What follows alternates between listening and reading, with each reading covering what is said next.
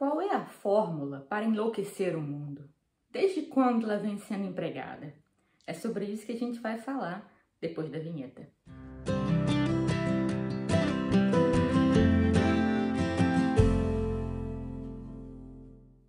Hoje eu vim fazer resenha do livro A Fórmula para Enlouquecer o Mundo, do professor Olavo de Carvalho. Esse livro faz parte daquela série Cartas de um Terráqueo ao Planeta Brasil, é o volume 3, e neste livro estão reunidos artigos que o professor escreveu em 2007. Na mesma pegada dos outros livros dessa série, são artigos que tratam de vários temas, principalmente de temas que eram atuais na época, mas também de temas que vão ser atuais assim pelos próximos 1000 anos. Então, os temas mais importantes desse livro são o movimento revolucionário com enfoque no comunismo. Mas o que é o movimento revolucionário? O movimento revolucionário, ele não começa com o comunismo. O comunismo, ele é uma expressão do movimento revolucionário. Mas o movimento revolucionário, ele começa já ali no comecinho da modernidade, no século XV, mais ou menos. E o movimento revolucionário, ele tem essa ideia de poder fazer a vida na Terra um paraíso. Antigamente existia essa ideia de que só haveria paz na Terra, só haveria justiça quando o fim dos tempos chegasse, quando Deus realmente interviesse e acabasse com a história humana propriamente dita. Aí a gente entraria numa outra espécie de tempo, que não seria mais o tempo humano propriamente dito. E o movimento revolucionário, ele procura trazer essa agência para a humanidade, como se nós nos transformássemos em Deus e pudéssemos trazer esse reino de Deus aqui para a Terra.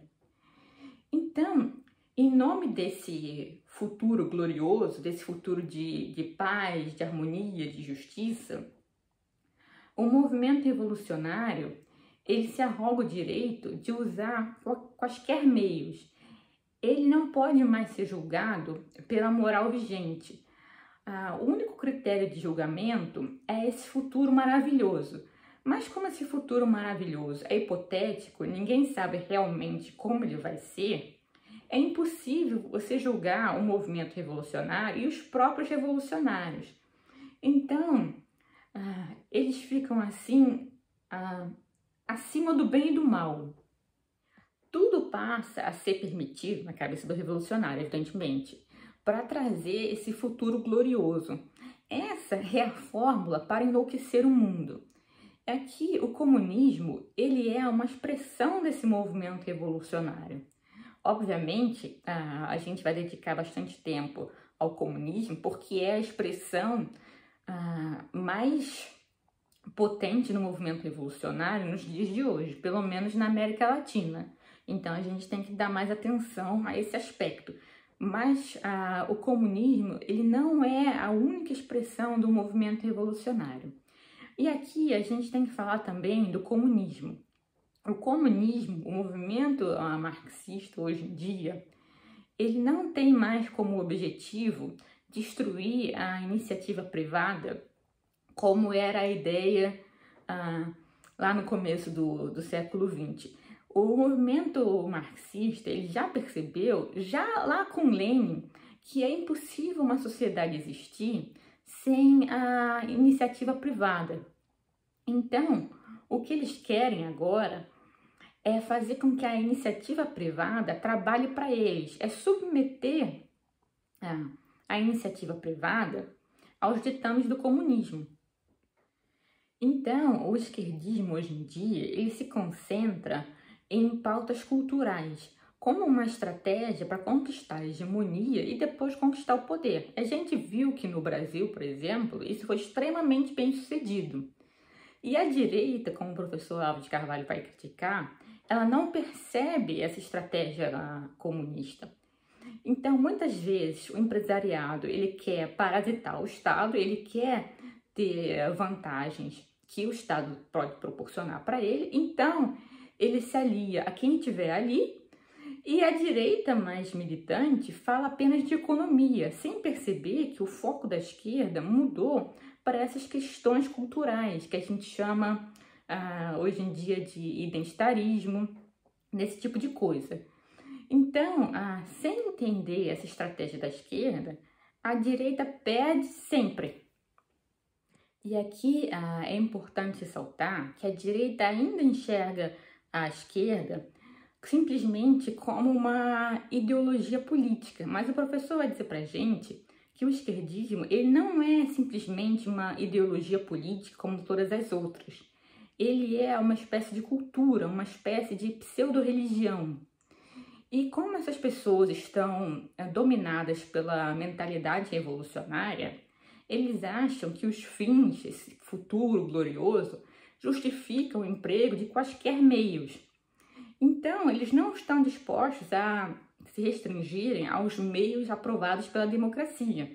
Eles estão dispostos a fazer qualquer coisa, inclusive coisas que à primeira vista não tenham lógica nenhuma. Então, com esse tipo de pessoa, é impossível você debater como você debateria simplesmente com um adversário político. É necessário que essa estratégia e essas pessoas sejam desmascaradas. Você não pode tratá-los como se eles fossem simplesmente um movimento político legítimo, vocês estão entendendo? E aqui, quando o professor fala de desmascarar, não é apenas apontar crimes específicos, por exemplo, acusar a esquerda de corrupção. Não que não seja verdade, obviamente que é. Mas o problema da esquerda não é a corrupção pura e simples. É a corrupção instrumentalizada para um projeto de poder. O problema do Mensalão, do Petrolão e de tantas outras não era simplesmente o roubo de dinheiro dos cofres públicos. Era uma tentativa de financiar a revolução. Aí é que está o problema maior. Mas a direita ela só aponta os crimes da esquerda como se eles fossem crimes avulsos, sem nenhum projeto de poder por trás. Obviamente, isso não funciona e a esquerda continua alcançando o poder. E como ela alcançou? Depois do poder cultural, o poder institucional também, ela pega essas questões culturais que agora são hegemônicas, mas que foram implementadas por ela, para conseguir controlar a sociedade. Por exemplo, você pega essa questão da homofobia. A esquerda criou essa narrativa de que o Brasil é o país que mais mata gays. Obviamente, isso não é verdade. Primeiro que existem países como a Arábia Saudita, Irã, e dentre vários outros, onde é punível com a morte você ser gay. Segundo que o Brasil é um país extremamente violento, por culpa da esquerda que fomentou o banditismo. Então, obviamente que nesses milhares de homicídios anuais vai morrer muito gay. O que não significa que o gay que morreu foi morto por ser gay. Mas muitas vezes esses homicídios eles são computados como sendo crime de homofobia, mesmo que o motivo do crime não tenha tido nada a ver com isso. Então cria-se essa narrativa de que é necessário uma proteção especial para a comunidade gay, e aí você tem ideias, por exemplo, como leis contra a homofobia. Só que essas leis elas não estão aí para proteger a comunidade gay. Elas estão aí para controlar o resto da sociedade, principalmente parcelas da sociedade que poderiam oferecer oposição ao projeto hegemônico da esquerda, religiões de modo geral, parcelas conservadoras da sociedade, e muitas vezes a própria comunidade gay ela cai nesse engodo.